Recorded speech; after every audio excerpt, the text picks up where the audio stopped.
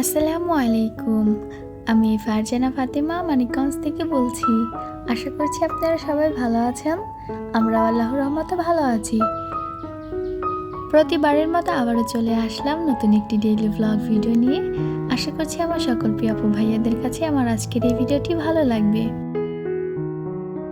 যে যেখান থেকে আমার আজকের এই ভিডিওটি দেখছেন, আশা করব একটি লাইক দিয়ে পুরো ভিডিওটি কন্টিনিউ করবেন।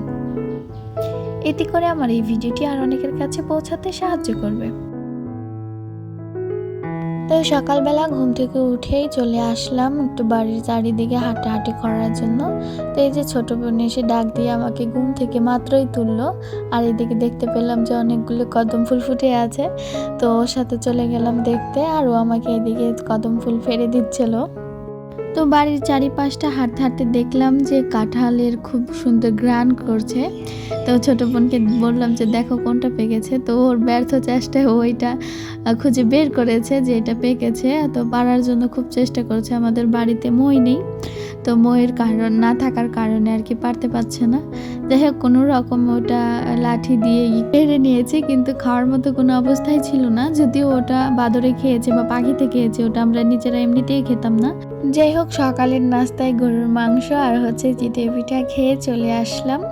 দোকানে যাব, তাই ভাবলাম যে এইখানে আমার শাশুড়ির বাড়ি করছে, তো সেটা আপনাদের সাথে শেয়ার করি। তো এই যে কিছু দূর হেঁটেই চলে আসলাম এইখানে। তো আজকে ভাবলাম আপনাদের সাথেও একটু শেয়ার করি।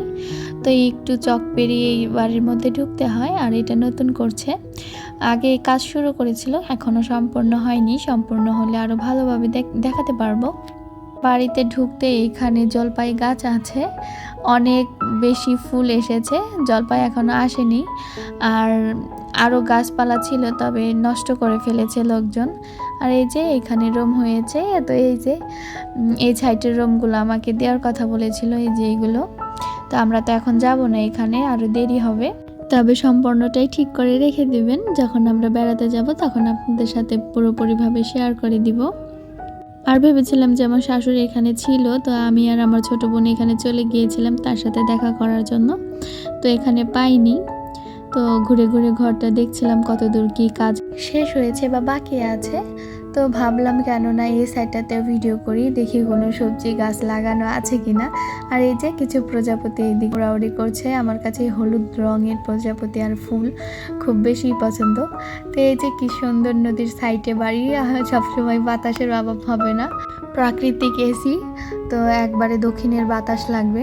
তো এইদিকে এই যে পেয়ারা গাছে অফুরন্ত পেয়ারা এসেছে, খেতেও বেশ ভালো, কিন্তু যাওয়া হয় না, তাই আর খাওয়া হয় না। তো এখানে ঘুরে ঘুরে আমরা দুইজন পেরে নিচ্ছিলাম, কয়েকটাই পেরেছিলাম, তবে দেখলাম একটার মধ্যে আবার পোকা হয়েছে, সেটা ফেলে দিয়েছি। যাই হোক, ওই যে ওইদিকে দেখা যাচ্ছে কিছু শাক গাছ আছে, তো এইগুলো এখন দেখে ঘুরে ফিরে চলে আসবো বাড়িতে। তো আপনারা দেখতে থাকুন, আর আমি প্রতিবার যে জিনিসটা আপনাদের কাছে চেয়ে থাকি আজ এখনই চেয়ে নিচ্ছি। যারা আমার ভিডিওটি দেখতে দেখতে এই পর্যন্ত চলে এসেছেন কিন্তু লাইক করতে ভুলে গিয়েছেন, দয়া করে এখন একটি লাইক দিয়ে দিন। আর যারা অলরেডি এই কাজটি করে রেখেছেন তাদের সবাইকে জানাই অসংখ্য ধন্যবাদ। এবং আজকে যারা নতুন আমার এই চ্যানেলের ভিডিওগুলি দেখছেন তাদেরকে বলবো, আমার ভিডিওর কোনো অংশ যদি আপনাদের কাছে ভালো লেগে থাকে তাহলে অবশ্যই আমার চ্যানেলটিকে সাবস্ক্রাইব করে আমার পাশে থেকে যেতে পারেন। এতে করে আমার চ্যানেলটি আরও বড় হতে পারবে।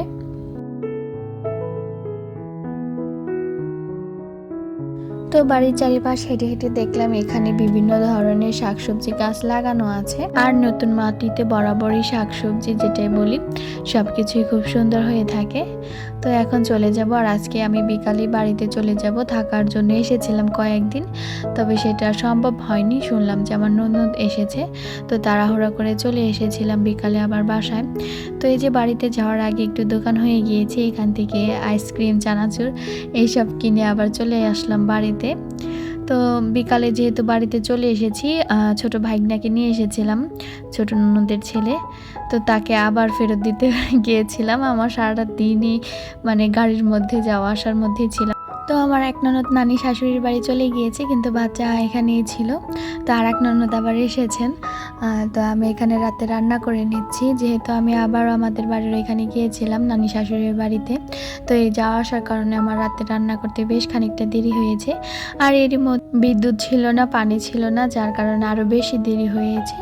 যাই হোক, রাতে তো রান্না করে নিলাম কোনো রকমে বেগুন ভাজা, ছোট ছোট পাঙ্গাস মাছের বাচ্চা, তো সেগুলো ভুনা করে নিয়েছিলাম আলু দিয়ে।